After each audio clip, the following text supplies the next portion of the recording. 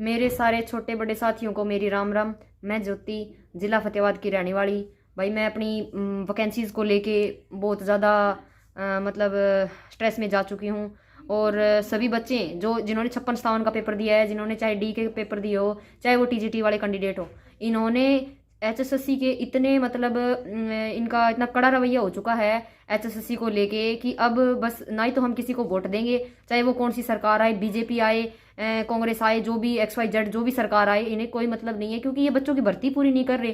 पिछले 3-4 साल से कह रहे हैं भर्ती होगी, भर्ती होगी, सीटी हम हर साल कंडक्ट करेंगे, लेकिन ऐसा कुछ हो नहीं रहा है भाई। और ठीक होने के हालात तो मुझे नहीं लग रहे कि कुछ होएगा कभी। ये अभी इन्होंने कोर्ट केस का रखा था।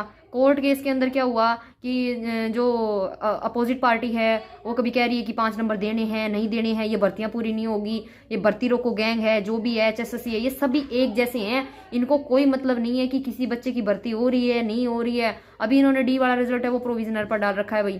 क्यों भाई? ना ये 56-57 का ढंग से रिजल्ट निकाल रहे हैं। इनको सिर्फ बांधने चाहिए और बांधने वो लगा रहे हैं। तारीख पे तारीख कोर्ट में मिल रही है। कभी एजी साहब बीमार हो रहे हैं, कभी एजी साहब की हालत ठीक नहीं है, कभी इनका मंत्रिमंडल चेंज हो रहा है। भाई मंत्रिमंडल के अंदर क्या है, कभी सीएम बदल गया, कभी ये जो हमारे अध्यक्ष थे एचएसएससी के यो चेंज हो गए। और अब भाई इनको क्या चाहिए? पिछली तारीख 9 मिल रही है, कभी 11 मिल रही है, कभी 21 मिल रही है, कभी 19 मिल रही है। अभी जेई वालों को 2 तारीख मिली हुई है। क्यों भाई? बच्चों की क्या गलती है? अगर तुम्हारे क्वेश्चन रिपीट हुए हैं तो उसमें बच्चों की तो कोई गलती नहीं है ना। लेकिन फिर भी सरकार क्या कर रही है भाई? उनके कभी सिस्टम में खराबी हो रही है, कभी वो कह रहे हैं कि भी आज एजी साहब आए नहीं, आज वो छुट्टी पे हैं। तो भाई इसमें बच्चों का कोई खोट नहीं है। तो बच्चों को क्यों ही मतलब वजह बनाया जा रहा है कि यही वजह है? वजह थोड़ी ना, वजह तो कुछ और है। कभी तो इनका सिस्टम में खराबी हो रही है, कभी बच्चों के डॉक्यूमेंट्स घुमा रहे हैं, तो कभी क्या कह रहे हैं कि अभी एग्जाम होंगे, अभी एग्जाम नहीं होंगे। अभी क्या किया इन्होंने, 20 जो ग्रुप्स हैं उनके पेपर लिए हैं, लेकिन उनका ढंग से रिजल्ट नहीं निकाला है। कई बच्चों के बेचारों के कट ऑफ से ऊपर नंबर जा रहे हैं, तो उनकी तरफ कोई ध्यान नहीं दिया जा रहा है कि इनके नंबर क्यों ज़्यादा है, क्यों कम है। किसी के डॉक्यूमेंट्स पूरे नहीं हो पा रहे हैं, तो क्या है, डेट पे डेट इनको आगे से आगे मिलती जा रही है। तो ये सब क्या हो रहा है? ये सिर्फ बच्चों के फ्यूचर से खिलवाड़ हो रहा है। और बीजेपी वालों को क्या लगी हुई है कि वो सिर्फ अपनी अपनी कुर्सी को संभाल रहे हैं कि कहीं हमारी कुर्सी ना निकल जाए। राजनीति हो रही है, राजनीति। हमारी ये बात समझ में क्यों नहीं आ रही है कि सब पॉलिटिक्स है, सभी अपना अपना उल्लू सीधा कर रहे हैं और बच्चों को बीच में पिसा जा रहा है। क्यों नहीं समझ रही सरकार कि इन्हीं की वजह से आपको पार्टी मिल सकती है या अपनी सीट मिल सकती है, तो इन्हीं की वजह से मिल सकती है।